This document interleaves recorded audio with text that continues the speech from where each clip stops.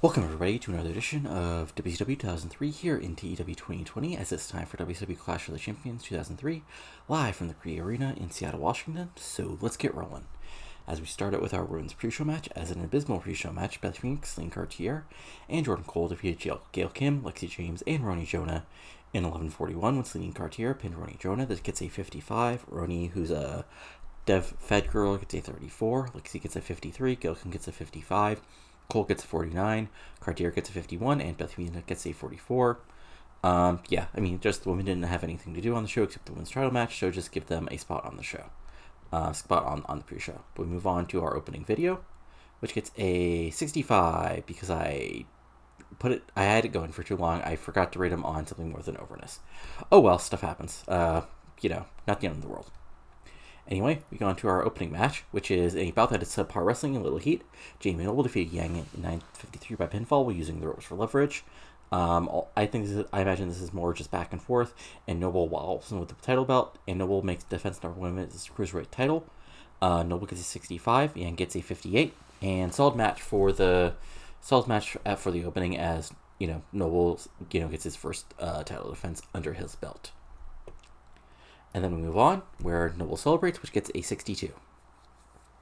Then we move on to the next match, which is... Oh, right. Okay. Now we have... So basically what happens here is Mesias is, in the parking lot when Booker comes out of nowhere, starts brawling with him as the crowd... As the announcers put over the fact that, since their main event tonight is unsanctioned by WCW, WCW officials can't do anything about them fighting before, the match, so they just have to let this go. So basically they begin fighting in the parking lot. They take some bumps against some cars that we've bought off a used car lot earlier in the show, earlier in the day, and put in the parking lot so nobody's actual car gets hurt, and eventually, the rest of Deadpool come out, and babyfaces pull Booker T off them, and they're taken apart for now. This gets a 96 because both these guys are really freaking over. And then we go to our match, which is going to be about that good wrestling and decent reaction from the crowd. Jeff Jarrett and Shane Douglas defeated Jason Jett and Paul London 11:36 when Shane Douglas pinned Jason Jett after using foreign objects. So Douglas brings out the chain, hits Jett, and Jarrett and Douglas, after a little bit of a slide over the past couple months, get a big win over Jett London, and the Horsemen seem to be back on their BS. Douglas gets an 87, Jarrett gets a 90, London gets a 66, and Jett gets a 60. See, this is the problem, is Douglas and Jarrett are absolutely great doing this tag team thing, but I don't know what else to do with them. Like, they're sort of like, we're like other than being the tag team Horsemen guys, there's not much for them to do, because I don't want to push them as main event guys, but also I don't want to quite they're not quite like the Dustin Rhodes or Conan level where I don't want them on the show at all, but I don't have quite anything for them to do yet, even though I have an idea for them later in the year. But anyway, this is just me rambling. But, they get a solid win, and, the heels go over. The match overall goal gets an 81. And then Jared and Douglas celebrating afterwards gets a 73. Then we have our next segment, which is about that terrible wrestling and non-existent crowd heat. Angel Foxx defeated Amber O'Neal in 9:40 by a pinfall with an Angel snap. Angel Foxx makes defense number 1 of her women's world title. Amber O'Neal gets a 48. Angel gets a 54. And yeah, this is just a solid, back and forth match. And Angel gets a big first babyface defense under her belt as she moves on. And Angel celebrates, which gets a 66. And then we move on, where in a poor match, Jindrak and Statsiak defeated Team Canada, Hart Legacy, and Silver City Rollers. I forgot to take this off elimination rules, but oh well. Anyway, this gets a 75. Mike Awesome gets a 64. Liam Storm gets a 70. Jack Evans gets a 63, Teddy Hart gets a 56, Sean Statsiak gets a 61, Jindrak gets a 64, Cash gets a 65, and Reno gets a 58. So the important part of the booking here is basically, it looks like Team Canada are about to get the win, but Storm accidentally super kicks Awesome, which allows Jindrak to get the pinfall victory over Teddy Hart and get the big victory for that heel team. So this gets 75, and then afterwards, Lane Storm and Mike Awesome actually start the fight before officials breaking them apart, and they continue to yell at each other, and it looks like Team Canada is no more. So this gets a 68, and we'll see more about this on Nitro most likely. And then in a really good match, I know it says get a good match, but a good match, Ric Flair defeated Alex Wright in 11:02 by pinfall. See, this is after using foregone talk, but this is like a Ric Flair roll up, using the ropes for leverage, holding the tights, you doing all the heel stick he can. This gets an 81, Flair gets a 76, Wright gets a 73, and yeah, Flair gets some measure of revenge over Wright for getting the big victory over him at Bash at the Beach. And then Flair celebrating gets a 67. And then, in a superb match, which gets an 83, Bill Goldberg defeats Morningstar and Lestat in 8:22 when Goldberg pinned Lestat with a jackhammer. Goldberg gets an 88, Lestat gets a 69, Morningstar gets an 82. So basically, like, this, this was never officially announced, but you sort of put together, but basically, Goldberg wanted anybody. So, Deadpool sent out both their men. And, it works first at the start because, Lestat's pretty big and beefy, Morningstar's a flyer, but Goldberg is able to send Morningstar out of the ring, dominate Lestat, and get the pinfall over him with the jackhammer. Get another big win for Goldberg. And then afterwards, Goldberg takes, Morningstar still tries to attack him, but Goldberg is ready for him, picks him up, jackhammer through the table. And this gets a 76. And then, in a good match, and probably Gigantes' best match ever, Sting and Rey Mysterio Jr. defeated Gigantes and Shane Helms in 14:18 when Sting pinned Shane Helms. So Rey Mysterio gets an 87, Sting gets a 75, Shane Helms gets an 85, and Gigantes gets a 60. So in this match is Rey Jr. hitting some sort of like huge spot on Gigantes on the outside to knock him to the outside. Maybe even imagine like some sort of like head scissors to the outside or Rana to the outside where Gigantes takes any bump he can. And then that allows Sting to get the big death drop on Helms and get the victory over the U.S. champion. This gets an 83. And then the babyface celebrating gets a 74.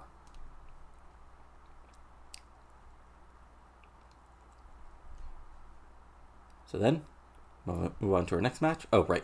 And then Booker and Mesias are, again, fighting again. And this time they're sort of like in the bowls of the arena. So like some sort of like, basically somewhere dark, dank, and where lots of random stuff can clang as they beat up each other, throw against the walls. Before again, they sort of get torn. Before eventually, Booker T gets a bit of an advantage, and Mesias actually has to sort of like step back and disappear into the darkness for the moment. But again, 94. Everything is really getting over with this, and I can't be unhappy about it as we sort of like build to the main event all throughout the show. And then we move on to the next part of things, which is in an exceptional match, which gets a 90. Kanyon drew with Rob Van Dam in 30 minutes when the time expired. So this is basically like, look at it back at any RVD Jerry Lynn match or like any like long match. Like this is really a game of can you top this, as both Kanyon and RVD, like Kanyon hits the Kanyon cutter, RVD kicks out, RVD hits the 5-star frog splash, Kanyon barricades his legs on the ropes, Lawler gets involved, RVD knocks her off, Kanyon tries to attack, no deal, RVD hits a Van Daminator, Kanyon is able to get out of it, and they just fight and fight and fight, and eventually it looks like RVD is up top for another 5-star Spark Blast when the bell rings, and it's announced as a time limit draw. So Kanyon gets a 91, RVD gets a 90, and yeah, as you imagine with Kanyon and RVD, there are times definitely lack psychology on display. The match tends to drift a little, so this gets a 90, which I'm kind of disappointed in, but I was actually worried about them just completely bombing. Let me see here.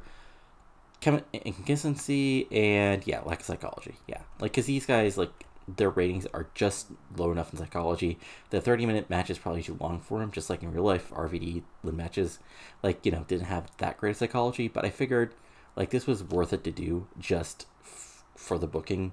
And I obviously, since I've had matches go over 20 minutes for normal, a time limit draw had to be 30. So there you go. If I was short on time, I would have basically said like a 27-minute match for 30 minutes. But there you go. Picking a really good match, and then afterwards they continue to fight, which gets a 70. So then we move on to our World Tag Title match, as in about that good heat and good wrestling and decent reaction from the crowd. Air Raid defeated America's Most Wanted in 13:34 when AJ Styles pinned Chris Harris with a Styles Clash. Air Raid won the WCW World Tag Team titles for the second time. AJ Styles gets an 84, Eric Paris gets a 72, Storm gets a 73, James Storm gets a 71.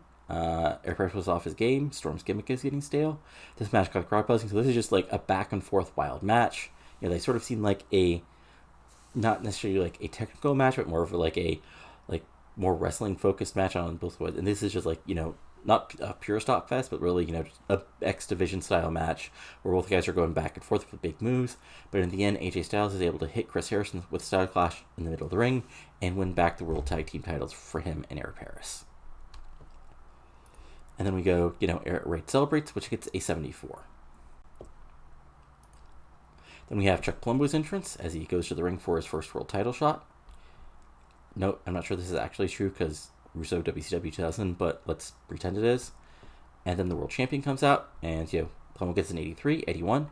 And then their match is like, back and forth. Palumbo is getting some sort of advantage, but at the end of the day, and you sort of notice this is not the main event, so you probably could have guessed this booking. But, Palumbo fights and fights and fights, but eventually Vampiro outsmarts him. He's able to slip in, hit the nail in the coffin right in the middle of the ring, and pick up the clean victory. Main reason for that is, at the end of the day, Palumbo is a guy who can be a top tier guy, but he's not quite there yet. And so, and occasionally your heels have to win clean. Like, your heels can't always be cheating bastards. And yeah, what the hell? Okay, so as you see there, so an exceptional match. Vampiro defeated Chuck Palumbo in 13:38 by pinfall with the nail in the coffin. Vampiro makes defense number 3 as world heavyweight title. This gets an 87. Palumbo gets an 86, Vampiro gets an 87, and phoning in his performance, Vampiro got an 87. Jesus. Okay. But still. Don't worry. I know there are people commenting that I need to take title of Vampiro. Don't worry. I have a plan. So, and now here comes the big part. So, what happens next is, Vampiro may have been win clean, but he's still an asshole, evil cult leader heel. So, with Palumbo out of it in the middle of the ring, Vampiro goes, lays in the boots and goes to, really destroy Palumbo with a chair. And that brings out, because Booker and Mesias are brawling somewhere. Oh, no, wait, no, never mind. Sorry, that's later, my bad. So, Vampiro is going to, kill, Palumbo, but out come Booker, and then out comes Mesias, and basically their match starts as WC officials get Vampiro and Palumbo out of here. So yeah, this part, 87.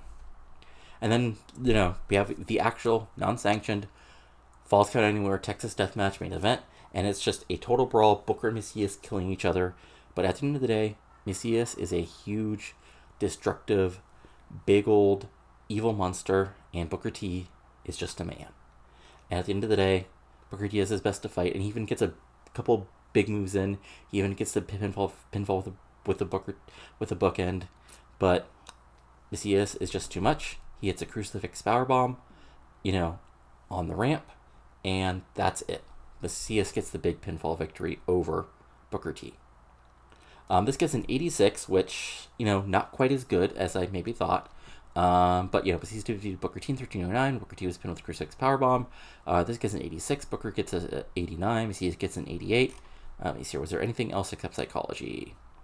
Okay, crowd starting to get burnout. So maybe it could have gotten a 90 if we hadn't quite gone over it. But this is our main event. So again, now this is what happens is, Mesias then basically goes for the final kill shot on Booker T as this months-long feud is finally over. But, out come the rest of the Deadpool, and looks like we're going about to have an in-ring funeral for Booker T, But, first, out comes Jason, Jett, and Paul London as good baby faces to help out. But they fight, and then Booker T comes out, and, and not Booker T, but Goldberg comes out, and he, does this, the right thing, spearing people. But, even though it's 3-on-3, it's, Booker T is laid out, Jett and London are smaller men, and, the heels still have the advantage when suddenly somebody slips into the ring. You can't quite see their face, and whoa, bam, chair shot on Lestat. Bam, chair shot on Vampiro. Bam, chair shot on Mesias, and then a big Goldberg spear lays him out, and then he pulls down his hoodie, and who is it? Oh, Eddie goddamn Guerrero. Yes, I know this is not quite a big surprise for people who have been paying attention to the side of my screen when I go to the main screen of the roster, but anybody not paying attention, yes, Eddie Guerrero is here. Eddie Guerrero is in WCW once again, and yeah. that may give you some clues to my booking plans for the future. But yes, Eddie Guerrero is back in WCW, and unfortunately, I need to right away change his gimmick, because we don't need a penalty to Eddie Guerrero's charisma during angles. But this gets a 90, because yeah, and we finish the show, which gets an 88. And okay, so let's talk. Okay, Booker T. Let's praise you. Who else did much better than I thought? Let's see here. Kanyon. And honestly, let's go with Eddie.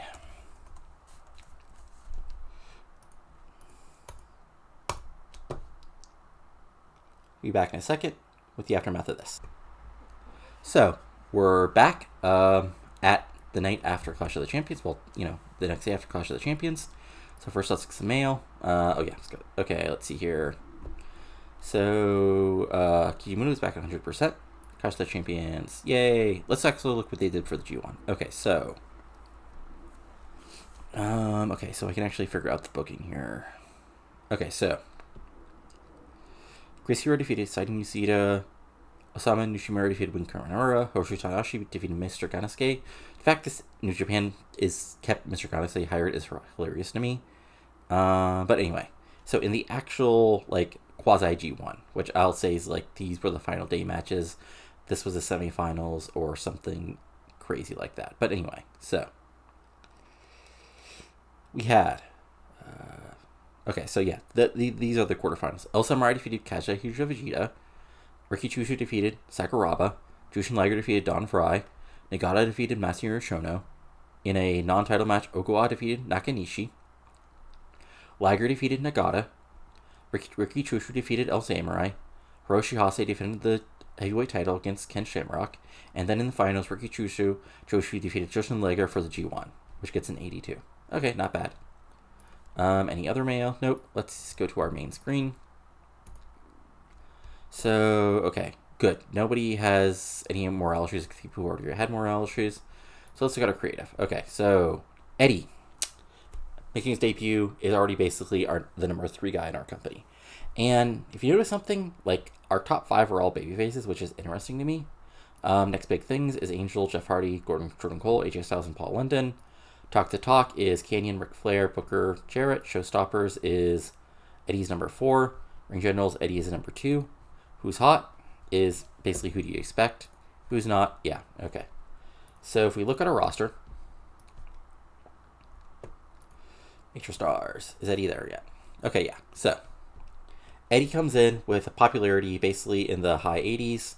High 80s in Canada, which is good. Mid 80s in Mexico.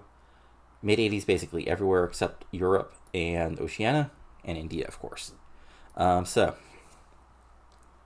if you notice, they tried to sort of screw him over. So, at the time, by the time I basically signed him away, you see he drew with Headrunner Shenmue, he drew him with Barry Windham, then he had Raven beat him, and then his last screen was Skull beating him, which, okay. But yeah, if we look at his, and if we look at his skills, I mean, he's still Eddie Guerrero, so he's still really good. He's sort of plateaued, because again, he's 35-year-old Eddie. But I imagine, but his respect is going up. His charisma's about the same. Microphones, this isn't quite I don't want to say this is not quite top level late 2004 in reality Eddie. But this is still a really good Eddie who can be a top guy. And if we look at his popularity history, yeah. So he jumped to 85 in April because... In April, of course, and of course you've been following the series, you would know this, he defeated Triple H at WrestleMania. So, before you wonder, I was not trying to get him really over to steal him. I was basically in the theory, because I was playing it fair with WWE. If they had given him all the money, I would have, let WWE sign him, and honestly, I'd probably be booking him to win the world title at SummerSlam in Endgame. But he didn't, so now he's here. One other thing is, yeah, if you look at his contract, he's being paid nearly $200,000 a month. It's for 4 years, And he's getting a bonus of 50% per event, and his merch cut is 50%. So yeah, he's making some money. Let me see if he immediately jumps in the merch. Maybe not, because he's only been... Yeah, in one night, he's up to 23rd in merch. So yeah, he'll probably end up, like, probably in the top 10 already. But yeah, if you look at some quick things as far as like people moving their popularity, Goldberg's slightly more over. But let me see if Booker T really took a big hit. Booker T took a slight hit, but not as big as you'd expect. Palumbo actually got more over, which makes sense because I've been pushing him strong. He was in a semi-main. Let's see here. Kanyon, I mean, he took a hit by doing a time limit draw to a guy who's less popular than him. Mesias is about the same where he's in, Ray Jr. Ray Jr. actually got a big win. Okay, that's interesting. RVD went up 10 points, which is kind of insane to me. I guess that makes sense because even going to a draw. But like he's like in the mid-south and southwest, he's like stupidly over. And in the tri-state, he's basically a god. Sean O'Hare missed a little bit, but yeah, Shane Helms dropped like he hit his height in the mid 80s, but he's dropped a little bit the last 2 months, which maybe it will be fixed, maybe it won't. And Vampiro, of course, is just outside being like he's still super over. He's just still, he's still like yeah. And if we look at our size, especially after that pay-per-view, let's see here. So we're up in the Mid-South. We're up in the Northwest. We're up in the Southwest, we're up in the Tri-State, and everywhere else. Canada, which we just basically got, we're quickly rising in Canada. And Mexico, British Isles, we're still in the 80s. Europe's weird. Let's see here. Finance-wise, we're doing fine. A little less than normal, mainly because I had to pay off some people last month. But obviously, we have plenty of money. But yeah, this was a big show. Eddie Guerrero is back in WCW. He's back as a top guy.